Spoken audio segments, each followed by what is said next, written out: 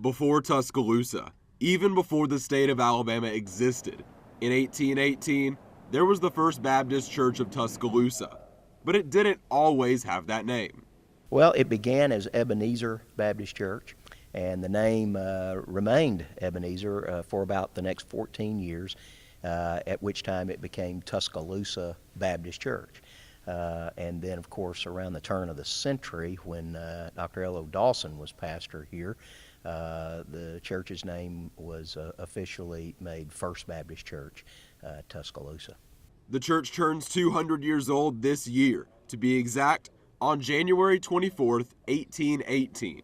Back then, Nathan Roberts was the church's first pastor, but current pastor Gil McKee is still in awe of the rich history of his church. Yeah, it's mind-boggling. I mean, you know, to be a part of a church, or for that matter, any organization that has existed, you know, that long and has the kind of history that this church does, I certainly agree with you. I'm awed by it as well. Since the church opened 200 years ago, a lot has changed, but Pastor McKee tells me that some things must remain the same.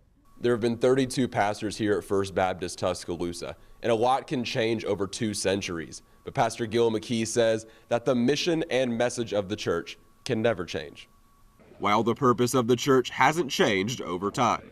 If Jesus tarries another 200 years, who knows how they'll be doing things. I doubt this building we're sitting in will be here then, you know. It'll be something else. It'll look different. In a time of reflection, Pastor McKee wonders what the church would be like 200 years in the future, and his guess is as good as ours. They had the same vision. They had the same mission, and that is to take the gospel of Christ to their local area and literally as they could around the globe. McKee has been the pastor of First Baptist Church of Tuscaloosa for 18 years, and over that time, one passage in particular has been an inspiration to him. Is Philippians chapter 4, verses 6 and 7. And it simply says, "Be anxious for nothing, but in everything, by prayer and supplication with thanksgiving, let your request be made known to God, and the peace of God, which surpasses all understanding, will guard your heart and your mind in Christ Jesus." In Tuscaloosa, Sam Luther, WVUA 23 News.